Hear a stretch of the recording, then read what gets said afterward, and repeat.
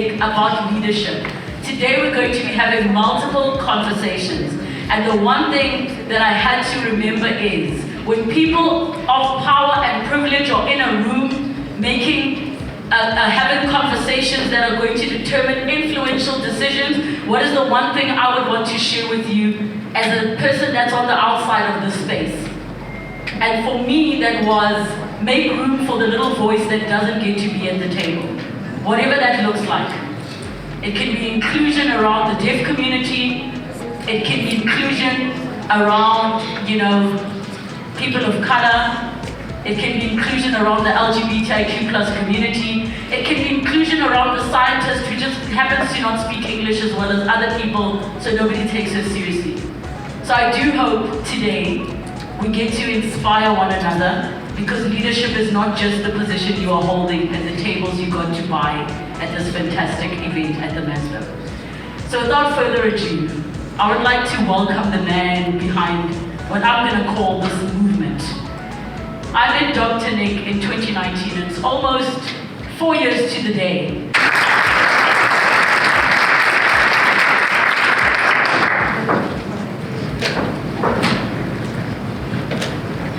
Ladies and gentlemen, Deputy Minister, MMC, esteemed members of the media, dear sponsors, friends and colleagues, this is a very special day.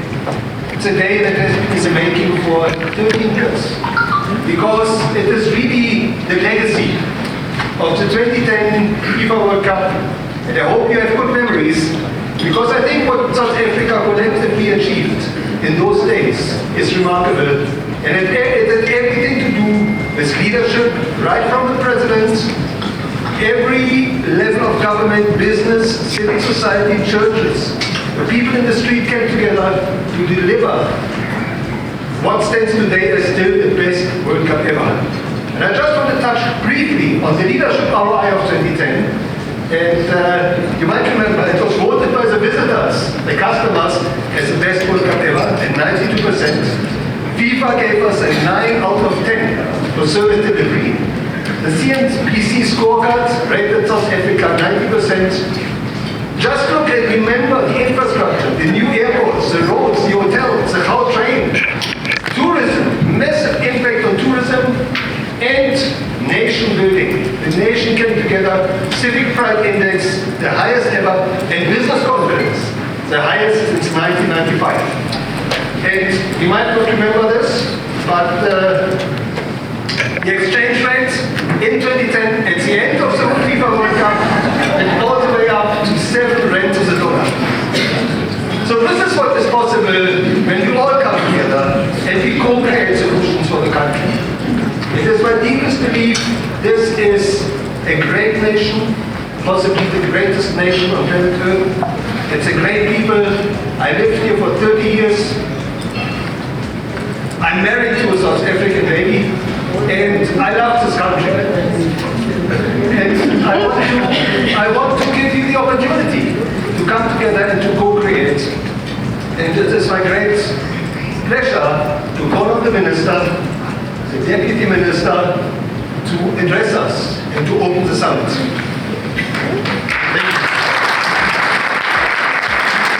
Fellow leaders, I greet you in one of the greatest eras of South African leadership history being made in the world, as our Springboks takes the global stage by storm, with one undeniable difference that sets them apart from everyone else.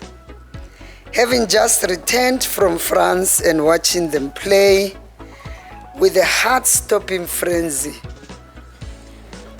it is not just their talent or inimitable South African geese. It is that when they step onto that field, they are not players, they are leaders. They play with their heart.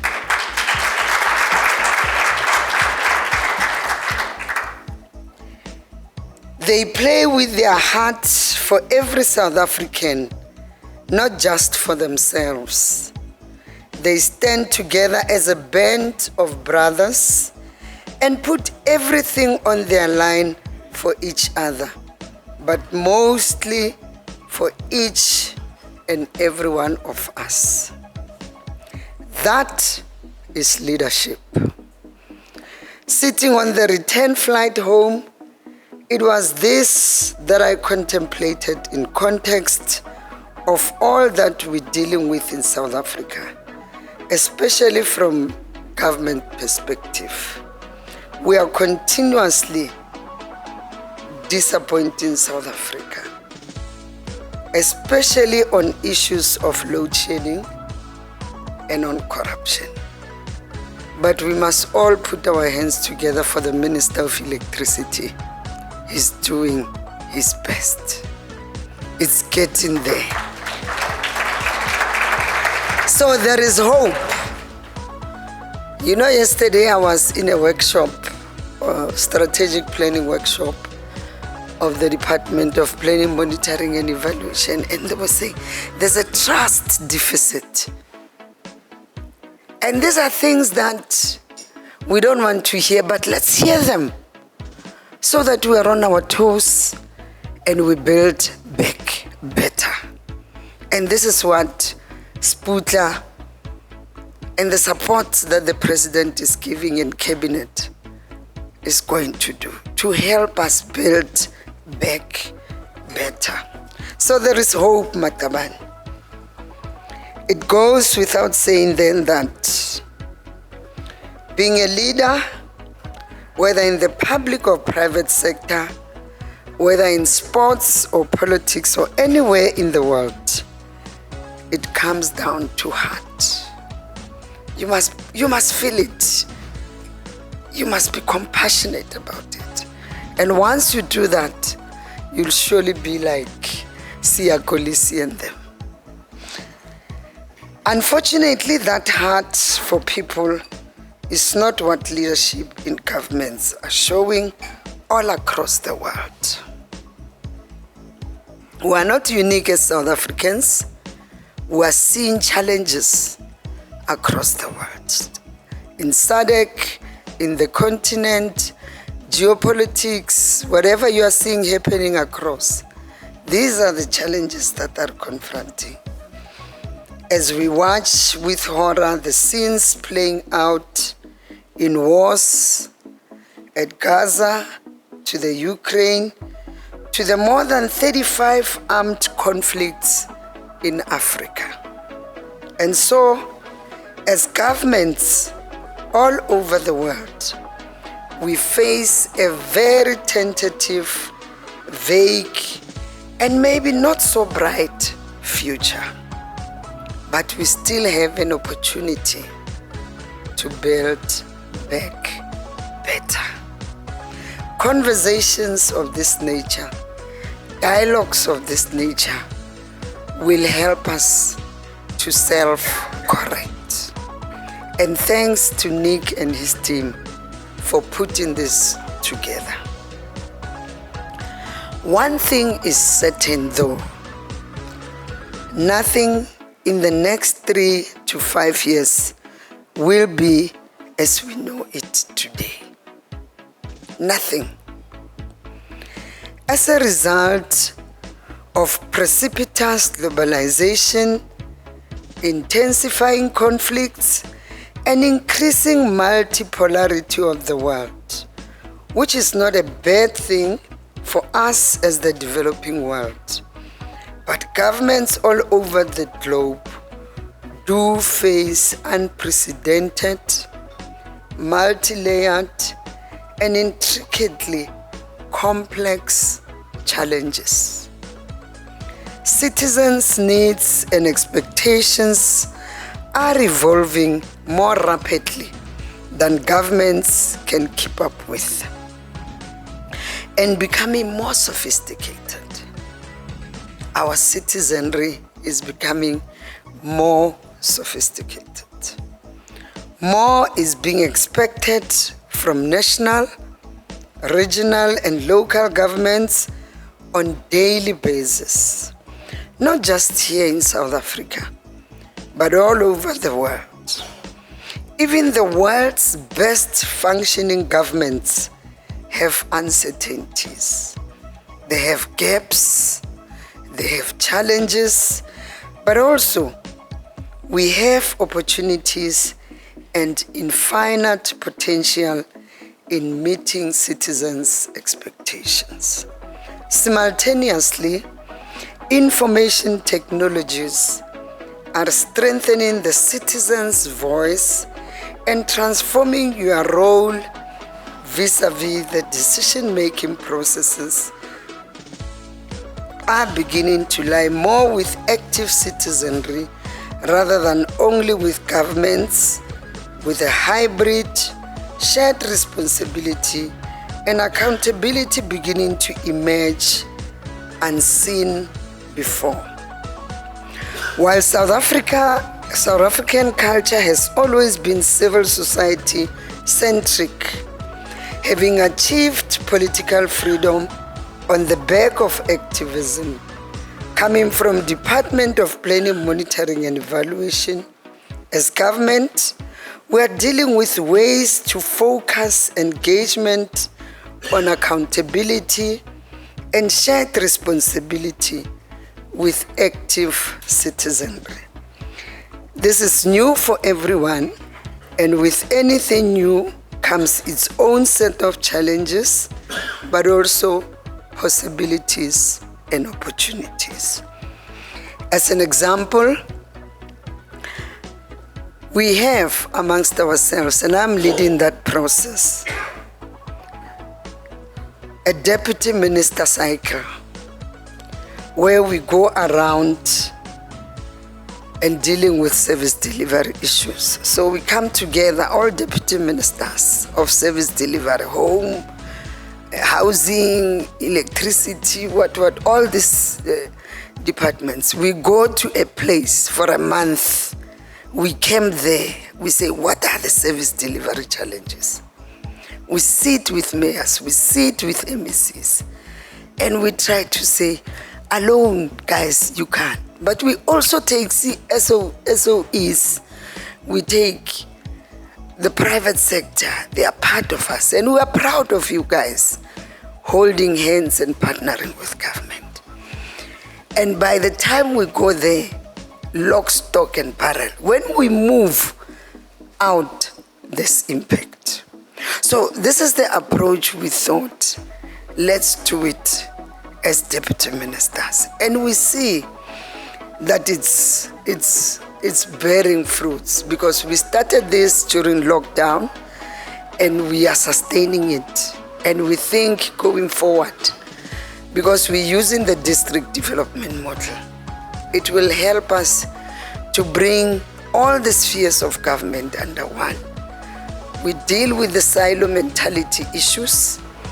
We deal with fiefdoms. This is my territory and so on. It's not easy, but we're getting there. But we are proud that even the private sector is part of this thing.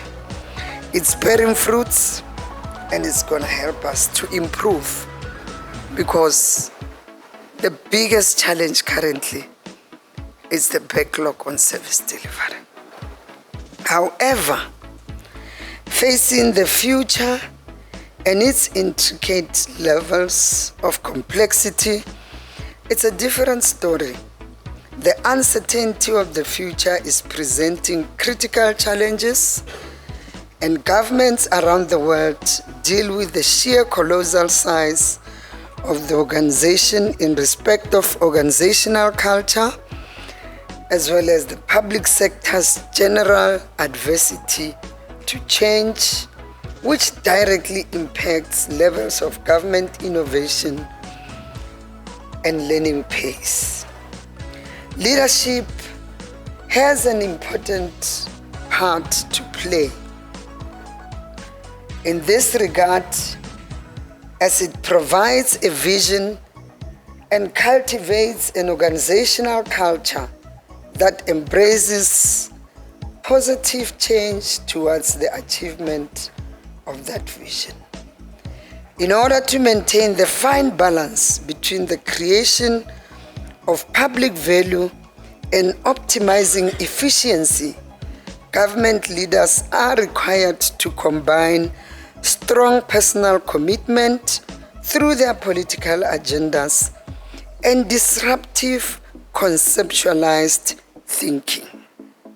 Basically, for lack of a better word, the future government leader is a political unicorn.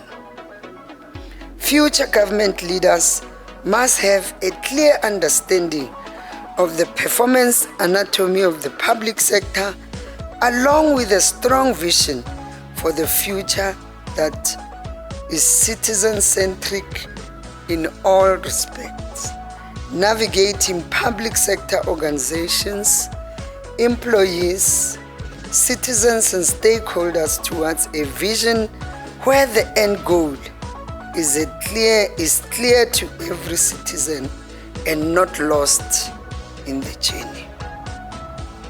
Furthermore, future government leaders must recognize the increasing level of collaboration between different sectors of society and leverage on multi-stakeholder partnerships to create public value.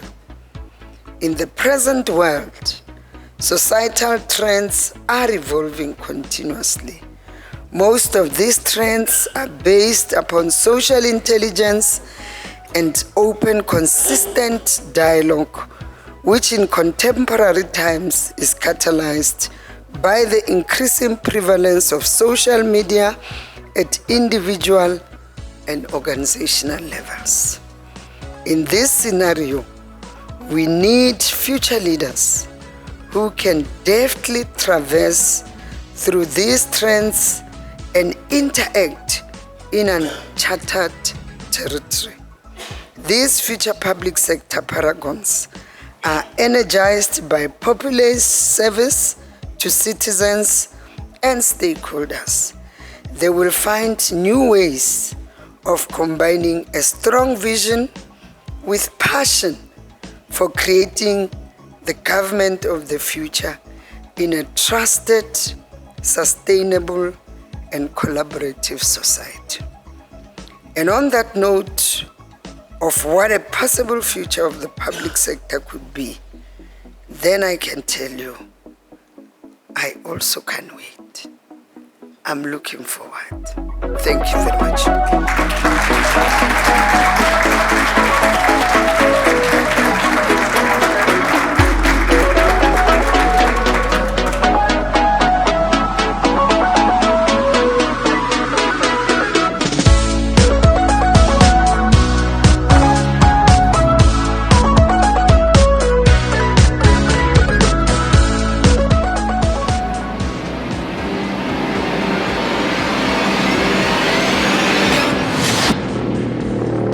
TM Global Media, going beyond borders.